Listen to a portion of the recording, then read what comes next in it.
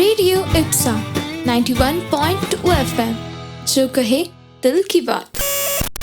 आप सुन रहे हैं 91.2 एफएम रेडियो इप्सा, जो कहे दिल की बात। एंड आई एम फलक ऑन किस्सा गोई। अब सुनिए पवित्र प्रेम विद जसमीत भाटिया। नमस्कार, सत श्री अकाल, आदाब, हेलो, गुड इवनिंग, कुछ भी बोल लीजिए। मैं हूं जसमीत सिंह। आज लेकर आया हूं एक छोटा सा किस्सा जो मेरा खुद का लिखा हुआ है।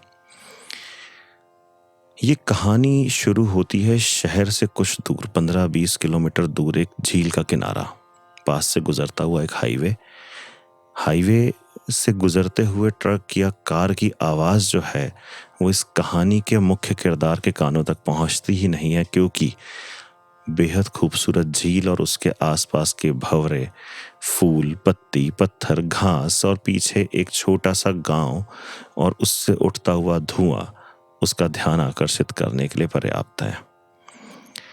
और ये कहानी सिर्फ उस किरदार की नहीं है जो झील के किनारे रोज बैठकर घंटों कुछ ना कुछ अपनी कॉपी में लिखता रहता है। ये कहानी उस पवित्र प्रेम की है जो किसी को अपवित्र किए बिना भी हमेशा जीवित रहता है।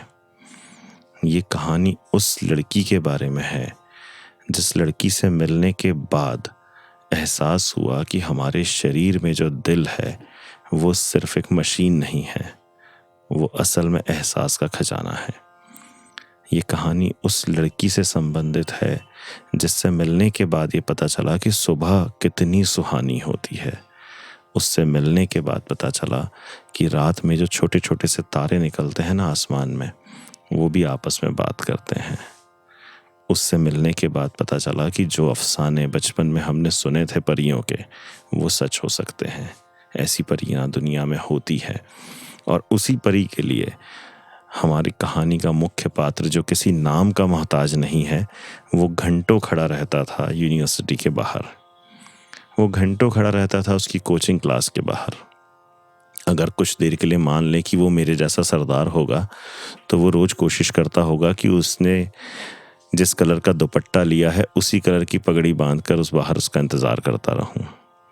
और वो 10 बजे, 11 बजे, 9 बजे, 8 बजे जब भी कोचिंग से निकलती होगी, उसके पहले पहले वो 1 घंटा पहले से तैयार होकर वहाँ पर खड़ा हो जाता होगा। कभी कभी जब उसकी मुलाकात उस लड़की से नहीं हो पाती थी तो वो अक्सर वहाँ पर मौजूद बादलों से, फूलों से, पत्थरों से, भंवरे से, पानी से, हर चीज़ से शिकायत करता था कि जाओ उसे ढूंढ के लेकर आओ। देखो कहीं वो तुम्हारे बादलों के पीछे तो नहीं छिप गई है, देखो वो कहीं किसी पेड़ के नीचे तो नहीं बैठी हुई है। क्योंकि वो झील के किनारे पर रोज उसका एहसास ही तो जीने आता था। पर अफसोस उसने अभी तक उसे इजहार नहीं किया था। पर आज वो दिन है जिस दिन वो तय करके निकला है कि आज वो अपना प्यार का इजहार, उस पवित्र प्रेम का इजहार करके रहेगा जिसमें वो उसे अपवित्र नहीं करना चाहता है। ये प्रेम किसी शारीरिक संबंध वाला प्रेम नहीं है, ये दिल से दिल तक जुड़ने वाला प्रेम है। ये वो प्रेम है जो निरंतर चलता रहेगा। ज़माना आए जाए, हवा चले ना चले, सांस रहे ना रहे, पर ये प्रेम कभी ख़त्म नहीं होगा, क्योंकि ये पवित्र प्रेम है। आज इजहार होकर रहेगा। आज हमारी कहानी का पात्र पूरा तैयार होकर आया है, उसे यहाँ पर लेकर आएगा और उससे अपने प्रेम का इजहार करेगा और गवाही दिलवाएगा झील के पानी से, गुजरते हुए ट्रक से, पत्थर से, भंवरे से, फूल से, आसमान से, बादल से, तारों से, उड़ते हुए धुएं से, उस झोपड़पट्टी से, हर चीज़ से गवाही दिलवाएगा कि सिर्फ तुम्हारे प्रेम की खातिर मैंने कितने दिन यहाँ पर गुजारे हैं, कितना एहसास रखा है मैंने तुम्हारे लिए और कितनी चीज़ें मैंने कागज़ पर उकेरी हैं सिर्फ तुम्हें सुनाने के लिए। अपनी गाड़ी उठाता है, अपने घर की ओर निकलता है और तैयार होकर जाने का सोचता है कि आज विशेष तौर पर उसे यहाँ पर लेकर आना है, तो मैं घर जाकर तैयार होकर उसे लेकर आऊँगा। और घर पहुँचता है तो देखकर सारे अरमान टूट जाते हैं। उसके घर के आंगन में रखी होती है एक लाश। उस लाश के इर्द गिर्द पूरा मोहल्ला, परिवार सब दहाड़े मारकर रो रहा है। उसके कदम अचानक बाहर रुक जाते हैं, पर पूरी हिम्मत जुटाकर अंदर जाता है आंगन के और जाकर पूछता है कि आखिर कौन मर गया, क्यों सभी लोग यहाँ पर ऐसे खड़े हैं। माता पिता उसको सुनने को तैयार नहीं होते हैं, उसकी बात का जवाब देने को तैयार नहीं होते हैं। कहीं दूर कोने में बैठकर उसकी बहन रो रही होती है तो पूरी हिम्मत जुटाकर खुद ही उस लाश के ऊपर से कपड़ा हटाता है और खुद को ही वहां पर लेटा हुआ पाता है और पीछे से दहाड़े मारते हुए माँ रो रही होती है कि पता नहीं किसके पवित्र प्रेम में घंटों उस झील किनारे बैठा रहता था और पैर फिसलकर कल रात को वहीं डूबकर मर गया। पता नहीं किसे इजहार करना था, पता नहीं किसके लिए इतनी डायरियां भर दी थी, कौन से एहसास लेकर बैठा था, किस लड़की के लिए बैठा था, ये कुछ नहीं पता।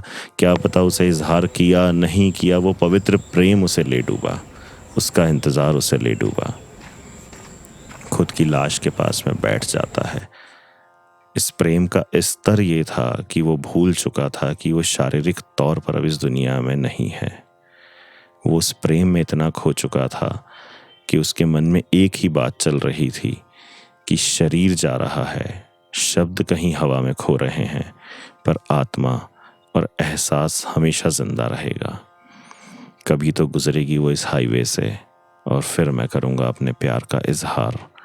कभी तो आएगी वो इस झील के किनारे, तब गवाही दिलवाऊंगा बादल से, तारों से, पेड़ से, फूल से, पत्ती से, पानी से, भंवरे से, घास से, हर चीज से कि तुम मेरा पवित्र प्रेम हो जो कभी नहीं मरेगा। धन्यवाद। अभी अभी आपने सुनी है कहानी जिसका टाइटल था पवित्र प्रेम, और किस्सा गोई में मैं आपके लिए लेकर आऊंगी नेक्स्ट टाइम और भी कुछ कहानियाँ। For that keep listening radio एप्सा 91.2 FM, जो कहे दिल की बात। रेडियो एप्सा।